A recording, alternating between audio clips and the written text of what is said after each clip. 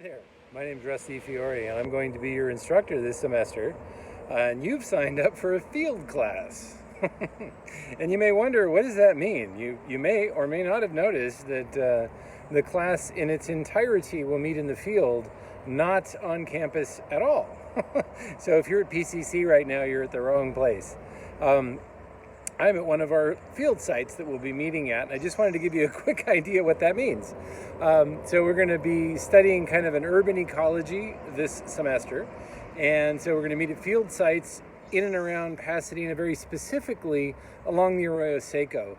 We're going to start up by the JPL Bridge, where we'll study the more natural environments, and then we're going to move into some urban ecology by moving down the Arroyo Seco to Upper Arroyo Park and then Lower Arroyo Park, and doing our ecological surveys and studies there. So anyways, if you kind of look behind me there, I'm standing in the Arroyo Seco, right? There's it's Seco. It's dry right now. But it's along a water course, so I'm in a riparian habitat. But you may notice a few things about this environment as I kind of scan around there. One, there's no trails, there's no pavement, there's no sidewalks, any of that sort of thing. So if you kind of look down here, ooh, can you see it? There's my foot. Okay, I'm wearing a sandal, but it's got straps. It's not a flip-flop because you have to walk through environments kind of like, this one. I got here by walking up through these rocks, and flip-flops would kind of fall off, slide off as you move through that environment. If you notice behind that, even further, I had to walk through some brush. Kind of going through the brush a bit. And so, your shoes need to be a little bit more stable. Old tennis shoes are fine. Sandals with some straps are fine.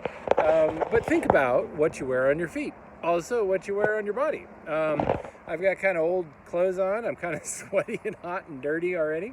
I started this morning at 8:45, just like the class will meet.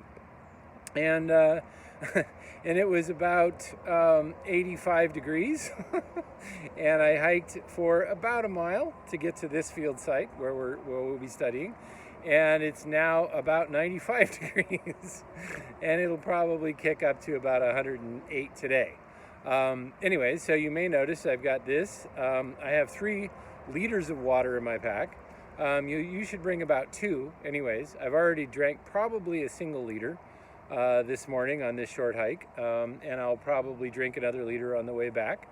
So make sure you bring plenty of water.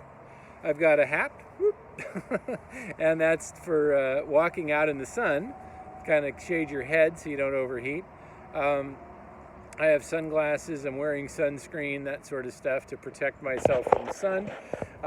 And so you want to make sure you've got those sorts of things taken care of so you're comfortable when you're hiking around out in the, in the wilds of Pasadena. Also, as a field person, I've also got some other things. For example, I've got my notebook, right? This is my field notebook for today. I wrote down some notes already, some things about the temperature and air quality in this environment. So I'm kind of moving through doing that stuff, and I record everything in a field notebook. So I need a writing utensil and something to write on. You could take all your notes on your phone or an iPad, that's perfectly fine, but you want something to document the stuff around you, especially like taking notes, writing, or you can do like a voice memo sort of thing on your phone.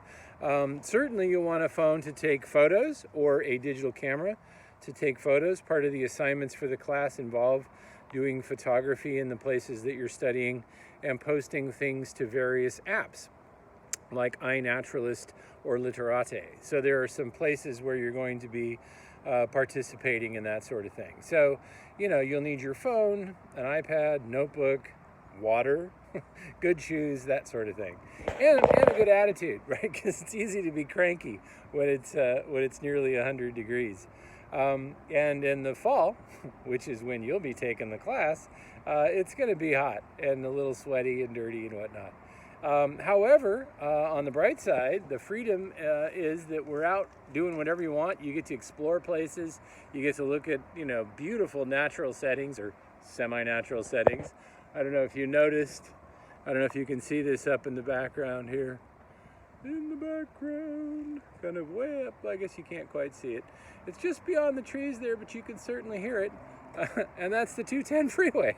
I'm right under the 210 freeway. As part of the study of urban ecology, we're going to be looking at these mixed sort of wild human-built environments and to see how that works. Anyways, I hope that helps. So make sure you come prepared on the first day for your own safety and comfort.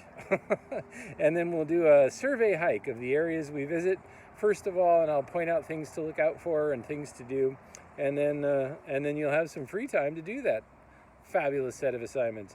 If you look at the notebook assignments on the Canvas page, you'll see there's a list of things that we'll be doing in the field, like things that go in your notebook. And, you know, depending on the class, it could be somewhere between, 6 and 12 different things you'll do over the course of 4 days at a single site. And so if you have that list with you, you could print it or keep it on your phone or something, and that way you can also refer to it and see like, oh, what is it I'm supposed to be doing? What are the things, like a checklist, to be sure I get everything done. Anyways, great. I look forward to meeting you on the first day. See you.